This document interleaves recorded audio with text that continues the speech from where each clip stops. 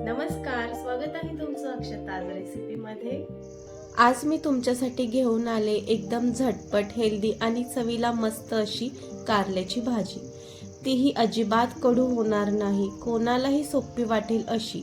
ही भाजी कशी झटपट आणि स्वादिष्ट बनवायची ते पाहण्यासाठी व्हिडिओला शेवटपर्यंत नक्की पहा। चला तर मग आपण सुरू करूया। कारल्याची भाजी बनवण्यासाठी इथे मी 3 कारले घेतलेले आहेत आणि आता मी याला गोल स्लाइसमध्ये कापून घेत आहे।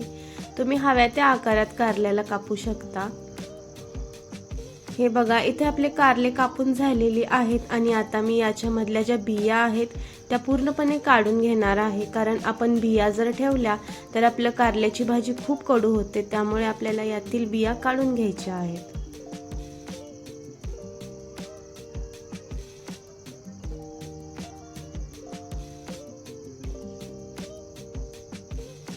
तर हे बघा, इथे आपल्या बिया सर्व काढून झालेल्या आहेत। आता या कारल्याला आपल्याला एक वेळेस धुवून घ्यायचं आहे।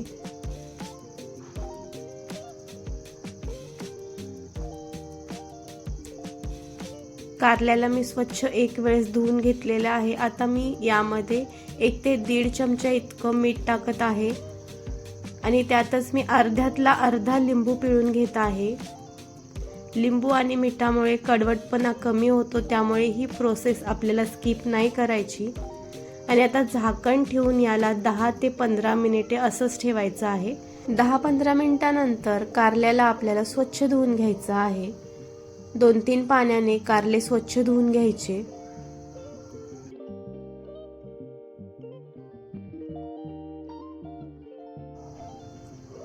आता आपण एका कढईमध्ये तेल टाकून घेऊया।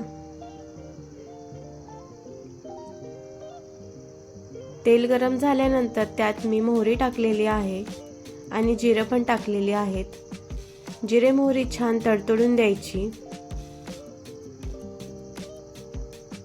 हे बघा, जिरे मोहरी तडतडले आहेत। आता मी यामध्ये बारीक चिरलेला कांदा टाकतेय।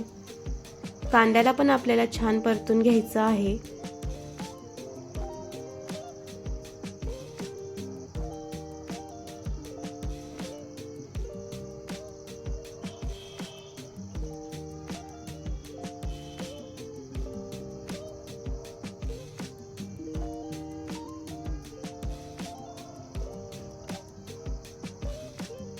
हे बघा, कांदा आपला हलकासा इथे सोनेरी कलरचा झालेला आहे, तुम्ही बघू शकता।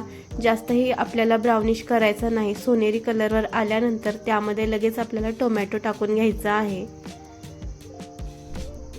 टोमॅटो पण आपल्याला छान सॉफ्ट होईपर्यंत परतायचा आहे।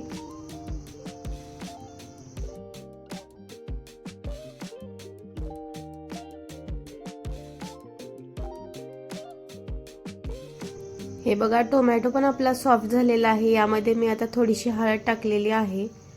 मिक्स करून घेऊया आणि आता मी यामध्ये कापून घेतलेले कारले टाकून घेत आहे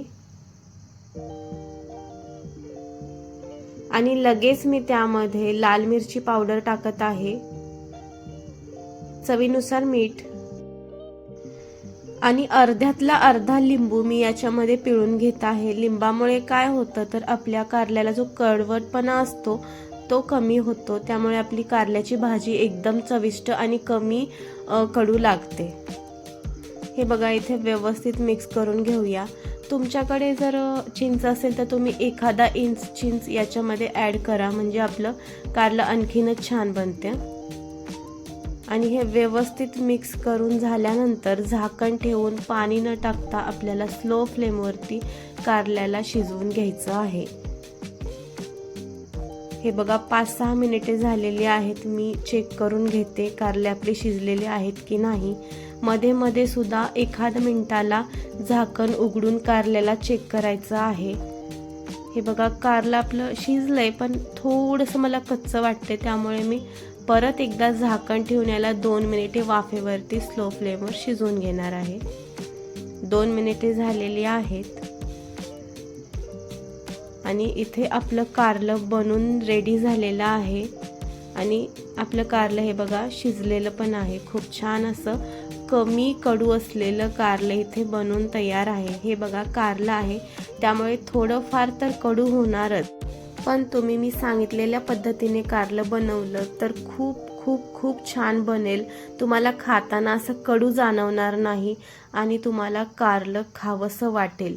तर तुम्हाला ही रेसिपी कशी वाटली मला कमेंटमध्ये नक्की सांगा. व्हिडिओ आवडल्यास लाईक शेअर कमेंट नक्की करा आणि चॅनलवरती नवीन असाल तर चॅनलला पण सबस्क्राईब करा. चला तर मग पुन्हा भेटूया नवीन रेसिपीसोबत. तोपर्यंत धन्यवाद. Bye bye.